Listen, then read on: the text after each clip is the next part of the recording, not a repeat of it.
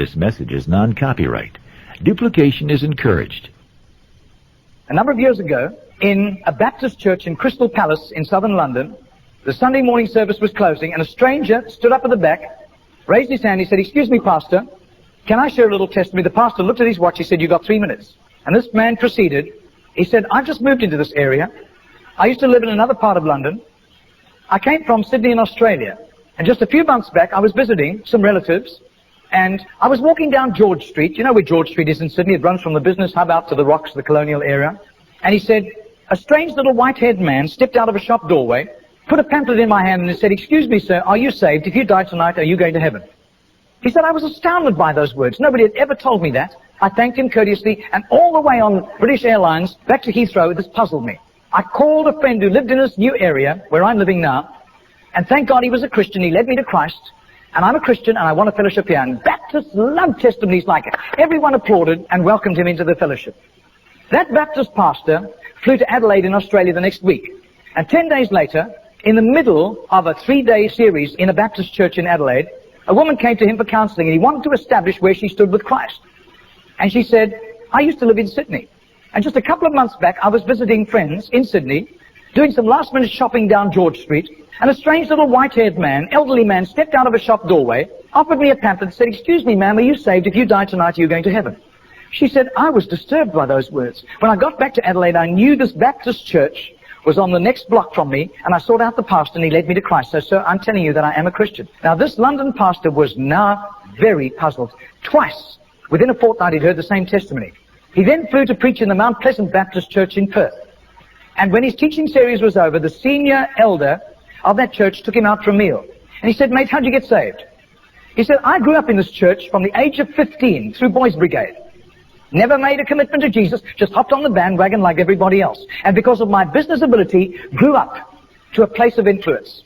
I was on a business outing in Sydney just 3 years ago, and an obnoxious, spiteful little man stepped out of a shop doorway, offered me a religious pamphlet, cheap junk, and accosted me with a question. 'Excuse me, sir, are you saved? If you die tonight, are you going to heaven?' He said, I tried to tell him I was a Baptist elder. He wouldn't listen to me. He said, I was seething with anger all the way home on Qantas to Perth. He said, I told my pastor thinking he would sympathize with me, and my pastor agreed. He had been disturbed for years, knowing that I didn't have a relationship with Jesus, and he was right.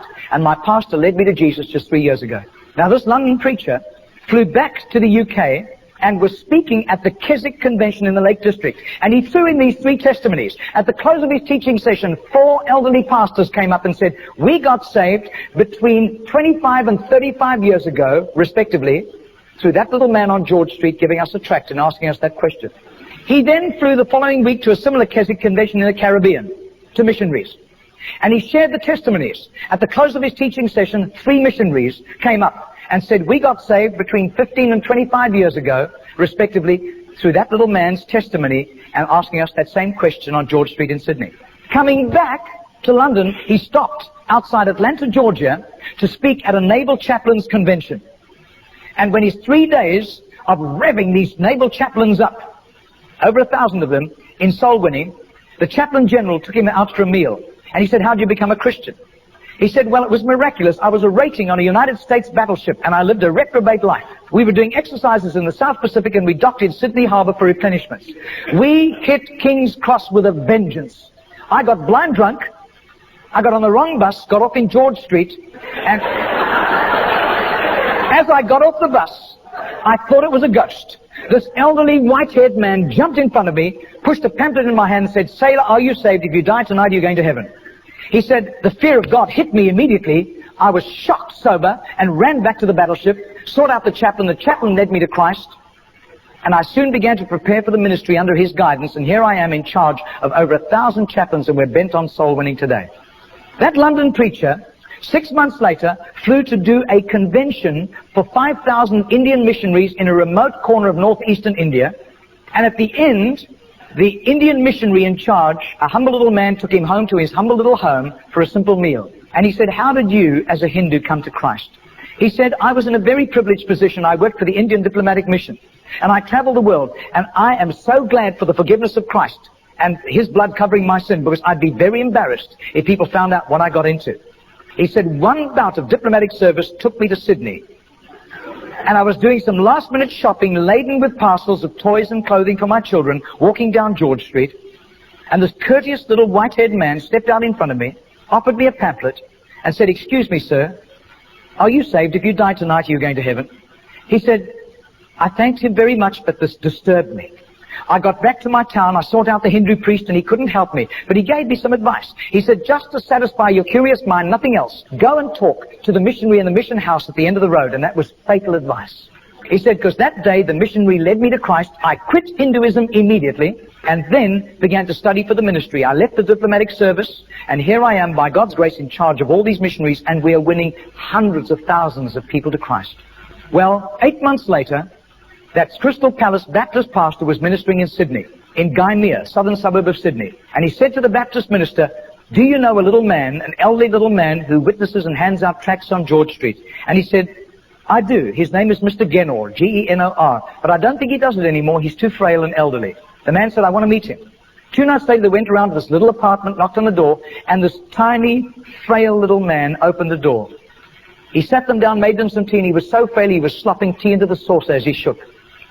And as he sat with them, this London preacher told him all these accounts over the previous 3 years. This little man sat with tears running down his cheeks. He said, my story goes like this. He said, I was a rating on an Australian warship, and I lived a reprobate life, and in a crisis, I really hit the wall, and one of my colleagues, whom I gave literal hell, was there to help me. He led me to Jesus, and the change in my life was night to day in 24 hours, and I was so grateful to God.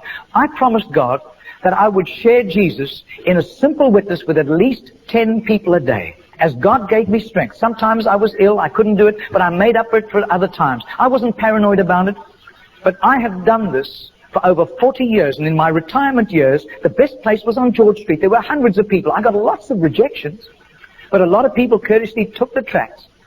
And he said, in 40 years of doing this, I've never heard of one single person coming to Jesus until today.